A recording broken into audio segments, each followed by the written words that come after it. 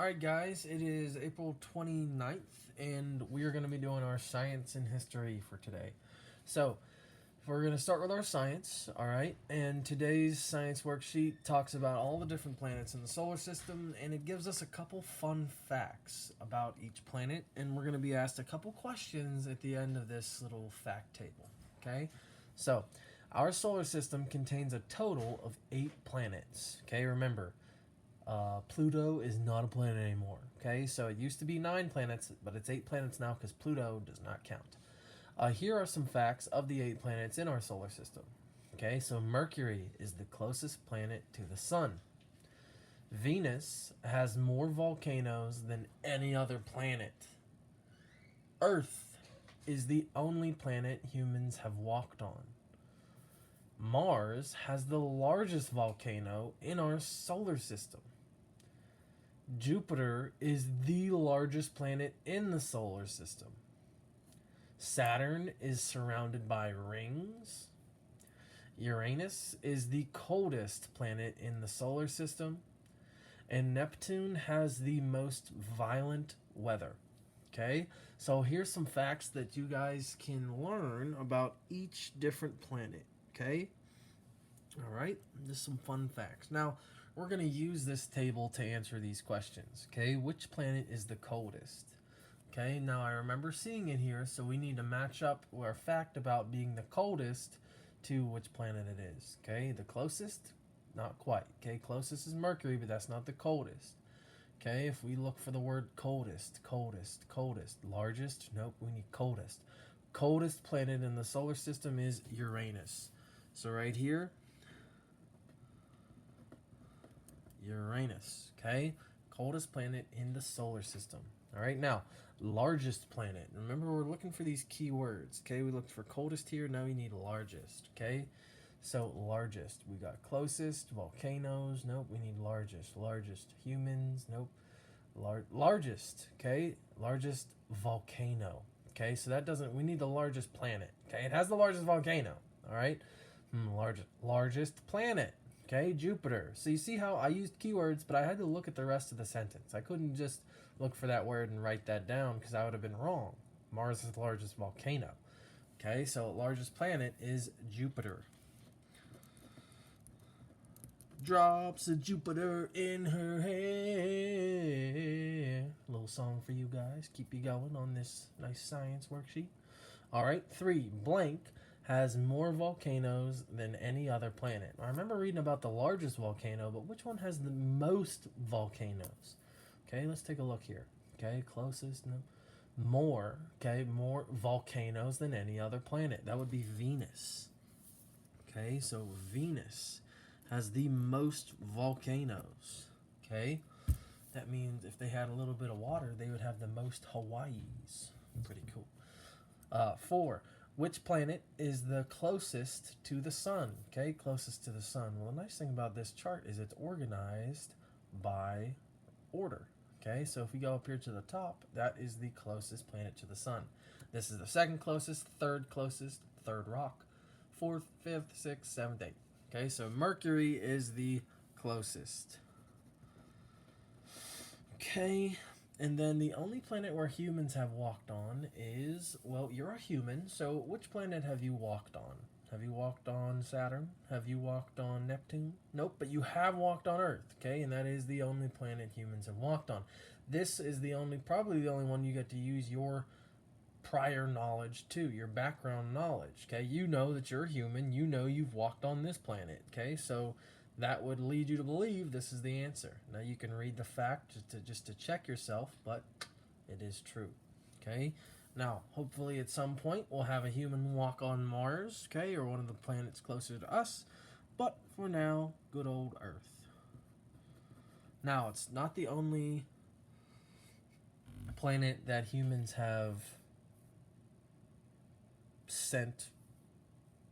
taken pictures of from the surface, because we have sent droids and robots there. So, but it is the only one that humans have walked on. Okay, all right, so great job using this sheet to find these different facts, to find the different planets. Okay, all right, and now we are going to move into history. Guys, today for history, we're going to read a little excerpt about Pearl Harbor. Okay, we've been talking about a little bit about Pearl Harbor and Anne Frank and about World War II. Well, today we're going to learn a little bit more about it, and you're going to answer in three to five sentences, which is a paragraph. Okay, about right here. And this is that we're going to talk about friends or family who have served in the U.S. military. Okay, if you do not have any friends or family that have served in the U.S. military, you're just going to talk about what does the U.S. military mean to you. Okay, and that's what I'm going to talk about, just to kind of give those who don't have family members in the military a more of a chance to write. Okay, if you have family members in the military, then go ahead and talk about what their sacrifice, what their service means to you.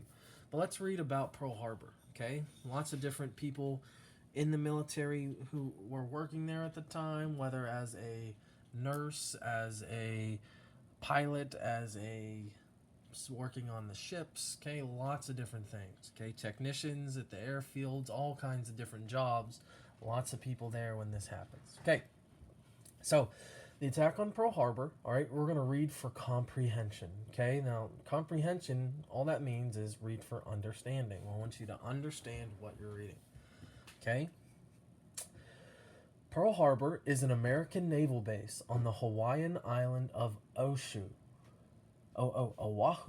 Okay, it is best remembered for being attacked by the Japanese in the middle of World War II on December 7th, 1941. By the end of 1941, World War II had already been raging for 2 years, but the United States had managed to stay out of the war. The surprise attack, however, forced the U.S. to enter it. You might wonder why Japan attacked the United States if they weren't in the war. It was a grave mistake on their part. The Empire of Japan was fighting a number of countries in Asia and had their eye on several southeastern countries whom Japan hoped to conquer in order to use their oil to power Japan's military forces. But Japan was afraid of the U.S. naval presence in Hawaii and feared the American Navy would come to the aid of the Southeastern Asian countries. Admiral Isoroku Yamamoto, commander-in-chief of the Japanese naval forces, thought that if Japan attacked the base at Pearl Harbor, they would so greatly damage the U.S. Navy that the Southeastern Asian countries would be more vulnerable and easier to conquer. But he was dead wrong. After the attack, the U.S. declared war on Japan and its allies the very next day. Okay, so you can see why would the Japanese attack us? Well, they were scared we were going to get in the war anyway, so they wanted to attack us before we had a chance to enter the war. Okay, but a lot of people say it was like awakening a sleeping dragon. Okay, because the United States at the time was tiptoeing whether or not to enter the war, and this pushed us all in, and we turned the tide of the war for World War II. Okay, and it was because of the brave sacrifices of the men and women in the Army during Pearl Harbor, after Pearl Harbor, and so on. Okay, that we were able to have the freedom that we enjoy. Okay, and we've read about some of the freedoms that were taken away from Anne Frank because of the Nazi rule. And we can imagine how that would be for all of us if these brave men and women for the U.S. military had not acted on our behalf and saved us. Okay, so now what we're going to be writing about is what the U.S. military means to us. Okay, if you have family or friends, okay, then you can talk about that. I have a cousin who's up in Enterprise, Alabama, and he actually designs flight simulators, which is pretty cool. And he's done some tours, and I've seen everything he's sacrificed with his family and his wife, and how much he loves this country, and it makes me very proud just to be his cousin. But right now I'm going to talk about what the U.S. military means to me. So what I'm going to do is I'm going to repeat the question in my answer. Okay, and the way I'm going to do that is to me, the U.S.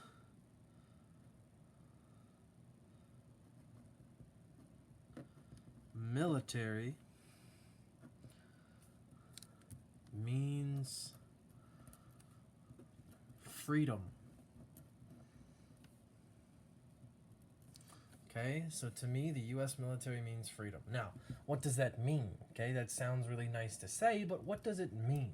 Okay, well, I like to focus on the freedom because not everyone in the world has the freedom we do. Okay, and not every civilization has had the freedom we do. But our military, okay, they fight for us, and they fight for our right to have the freedoms and choices that we do have. Okay, so how am I going to write that in a sentence? Okay, I'm going to say our military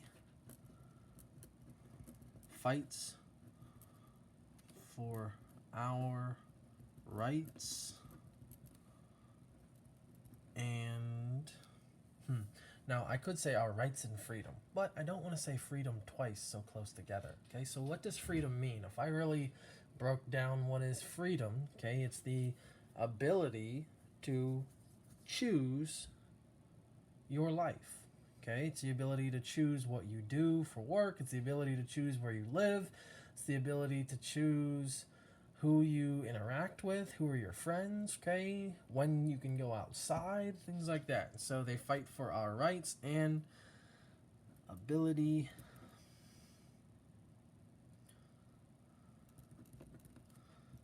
to choose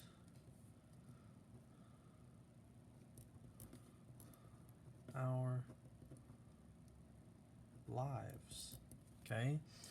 Okay, life would be one life, but they fight for everyone's lives. Okay, so they choose for our ability to choose our lives. Okay, all right.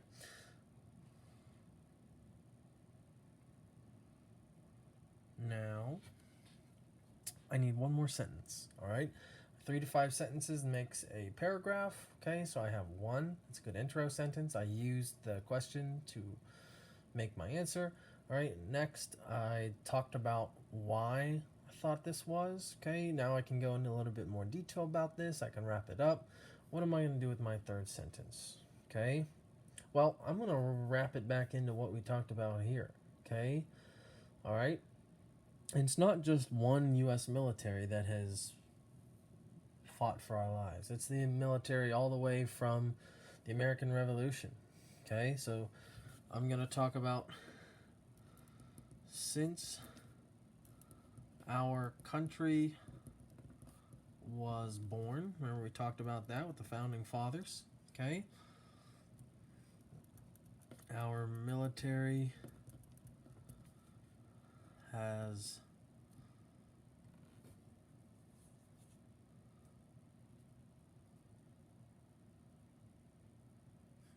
how can I put this? I want to say they fought for us. I want to say that they were brave. I want to say that they are heroes.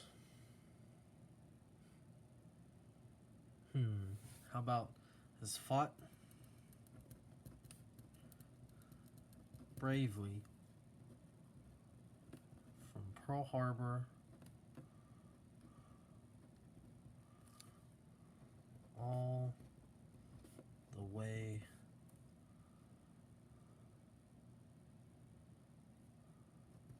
to, let's see, where's another, now I need to connect it to another place where I know in my background knowledge that the military has fought. I just read about Pearl Harbor, okay, and some of the other places I know that America has fought is the Middle East. I know that they fought here, War of 1812, remember? Andrew Jackson in New Orleans. But I know that Hawaii and Pearl Harbor is kind of on the whole opposite side of the Middle East. So I'm going to use the Middle East just to say how big of a range they've fought around the world to keep us safe. To the Middle East. Okay, and that's like Afghanistan, Iran, Iraq. Okay, lots of different fighting has happened there. And they have kept us safe and through a lot of the groups that have popped up over there. So this kind of would be 3 sentences right here about what the military means to me. Now, I did not talk about my cousin, okay, but if you do have a member of the military or the member of your family that served in the military, go ahead and talk about them. That really takes that connection to you, okay? And going into some connections to the military, I actually have an excerpt here from one of our students' grandfathers, okay? He was actually a prisoner of war during World War II, the Germans, okay? So I'm going to read 2 entries in his journal, okay? Remember, I talked about how important it is to keep journals, okay? Because that first-hand documentation of things is essential through history. Anne Frank did it, and this student in our classroom, also their grandfather actually did it as well. So they have been captured, and they are being moved around, okay, because lots of prisoners of war were moved around different places, and they weren't always given the best food. They weren't always given the best situations. Baths and showers, things that you guys take for granted, were very rare commodities for a prisoner of war, okay? So that's just a little background knowledge of what was happening during this time. So we had a wonderful sleep last night. Thursday, February 8th, 1945. We had a wonderful sleep last night. In fact, 2 men walked over Ladon and me to vomit out the window. But we did not know it until the morning. We are supposed to leave here soon for another compound. We are to get a shower and be deloused. The Germans gave us some sausage and bread last night. We have 2 water faucets here for 2,000 men. Ladeau and I stood in line 2 hours and a half and washed our face and hands for the first time in 5 days. 2 faucets for 2,000 men. They hadn't washed their hands or faces in 5 days. There's 2,000 men in one place. We know now how important it is to wash our hands, right? With all this going on right now. Imagine not being able to for 5 days and being cooped up with 2,000 other people. Okay? Friday, February 9th, 1945.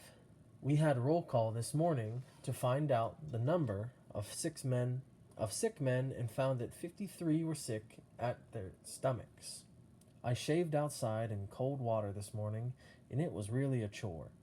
The Germans fed us some sort of scum for soup today that no one could eat. It was full of rotten carrots.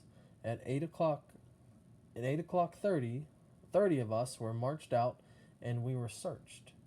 And then, wonder of all wonders, given a hot bath. Our clothes were sent through the delouser, and at 12 o'clock we were ready to go to our new home. We were marched through the compounds and at last into a filth hole that is our home. Okay, so that's the 2 I'm going to read for today. Okay, but you can kind of see, all right, how desperate some of those situations are and how brave our military is for going through those. Okay, imagine being a prisoner of war, not only just fighting for your country, but then being a prisoner and being brave enough to go through something like that. Really says a lot about our U.S. military and how brave they are and just what lengths they would go to keep us safe, okay? And it also shows, the sacrifice that Anne Frank and those were making when they had their rights taken away. And that really shows you what the military, not just Americans, but Britain and all the rest of the Allies were fighting for. They were fighting so that you could grow up as a teenager without the same troubles that Anne Frank was going through. Okay? So always appreciate your military, appreciate the people in our military around the world, how we work together, and fight for freedom. So have a good day, everybody. Hey guys, it's Mr. Alt. Did you enjoy that video? You finished your work for the day and wish there was just something else you could do? Our Microsoft Teams page, available on your computer or on your phone or tablet. And come to the left and click Enrichment Opportunities, and there's lots of extra things here for acting, art, science, history. You'll see our Jeopardy games. Lots of fun stuff to do if you finished your work for the day. It's extra, so it's not mandatory, but it is there for you. Okay? Enrichment Opportunities under Mr. Alt's class. Have a good one!